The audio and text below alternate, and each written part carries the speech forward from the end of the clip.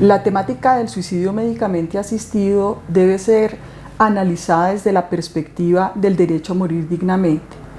Colombia cuenta con una definición jurídica que aporta la Resolución 229 de 2020, que es la Carta de Derechos de los Pacientes, en donde nos señalan que el derecho a morir dignamente son todas esas facultades que tiene una persona al final de la vida para tomar decisiones sobre su vida, su salud, su integridad, que incluyen no solo la eutanasia, sino también los cuidados paliativos.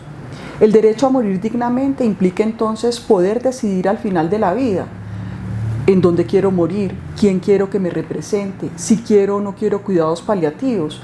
Dentro de estos, la adecuación del esfuerzo terapéutico, la sedación paliativa, la sedación terminal, si quiero hacer un documento de voluntad anticipada. Y en los casos previstos por la regulación colombiana, si quiero o no quiero la eutanasia.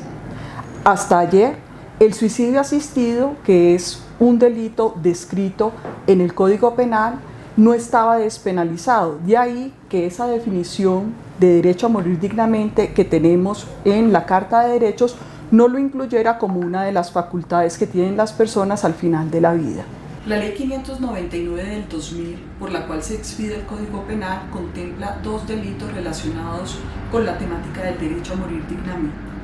En el artículo 6 nos habla del homicidio por piedad y lo describe de la siguiente manera: el que matare a otro por piedad para poner fin a intensos sufrimientos provenientes de lesión corporal o enfermedad grave e incurable, incurrirá en prisión de 16 a 54 meses. Frente a este artículo, la Corte Constitucional se ha pronunciado a través de dos sentencias constitucionales y numerosas sentencias de tutela, despenalizando este delito en unas circunstancias específicas. El artículo 107 nos habla de la inducción o ayuda al suicidio. El que eficazmente induzca a otro al suicidio o le preste una ayuda efectiva para su realización incurrirá en prisión de 2 a 6 años. Cuando la inducción o ayuda esté dirigida a poner fin a intensos sufrimientos provenientes de lesión corporal o enfermedad grave e incurable, incurrirá en prisión de 1 a 2 años. Precisamente este último artículo es el que fue demandado con base en la protección de distintos derechos, como puede ser el derecho a la muerte digna, el libre desarrollo de la personalidad, el no ser sometido a torturas, penas o tratos crueles y degradantes, entre otros. Y es sobre el cual se ha pronunciado la Corte, indicando que se despenalizará cuando efectivamente sea un médico el que brinde estos medios a una persona que tiene una lesión corporal o enfermedad grave y esté aquejada de sufrimiento y dolor, mediante un consentimiento de esta persona. Ahora bien, es importante hacer una diferencia entre lo que significa la eutanasia y lo que significa el suicidio asistido y el suicidio médicamente asistido. En la Resolución 229 de 2020 tenemos una definición de eutanasia. Se entiende esta como el procedimiento médico en el cual se induce activamente la muerte de forma anticipada a una persona con una enfermedad terminal que le genera sufrimiento tras la solicitud voluntaria, informada e inequívoca de la persona. La manifestación de la voluntad puede estar expresada en un documento de voluntad anticipada. Hay que recordar que esta resolución es del 2020.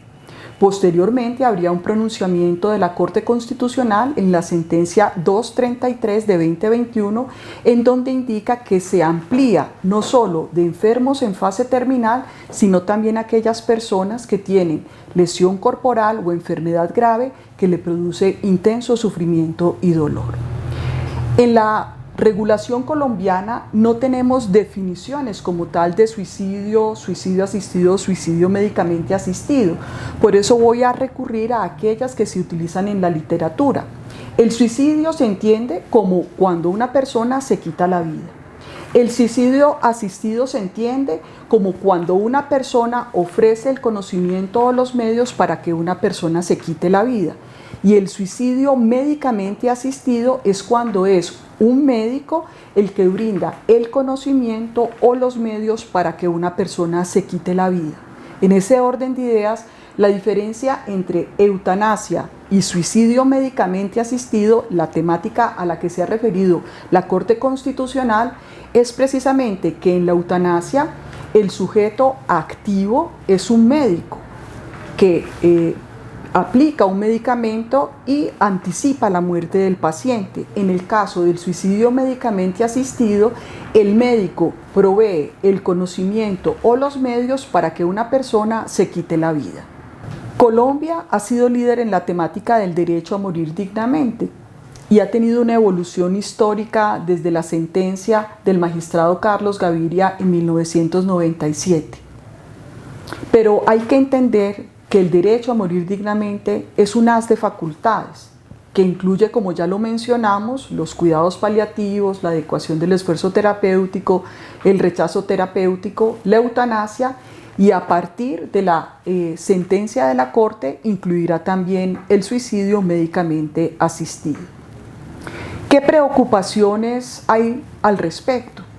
Que han sido dos fallos de la Corte Constitucional hasta la fecha, fallos de tutela, y el Ministerio a través de reglamentación ha regulado el tema. Hay un exhorto de la Corte en todas las sentencias a que el Congreso legisle sobre el tema y que todo este haz de facultades que está disperso en distintas regulaciones sea visto a la luz del derecho a morir dignamente.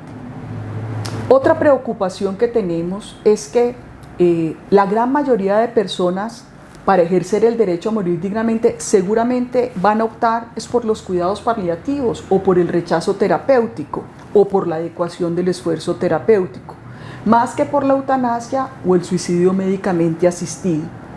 Pero en los últimos años ha habido un énfasis mayor en estas dos últimas temáticas que en el cuidado paliativo, y debe haber un desarrollo equilibrado de todas las facultades.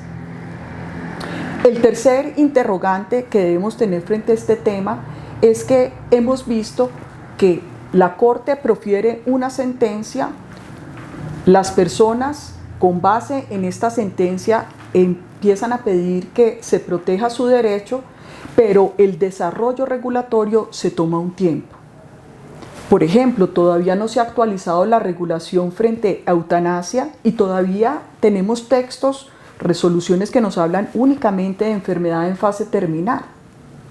Por lo tanto, es necesario que si se va a abordar la temática del suicidio médicamente asistido, exista una regulación, exista un proceso separado del de eutanasia, dado que incluso se utilizan medicamentos diferentes, y que además se cuente con protocolos que incluyan el abordaje de lo que significa una lesión corporal y una enfermedad grave.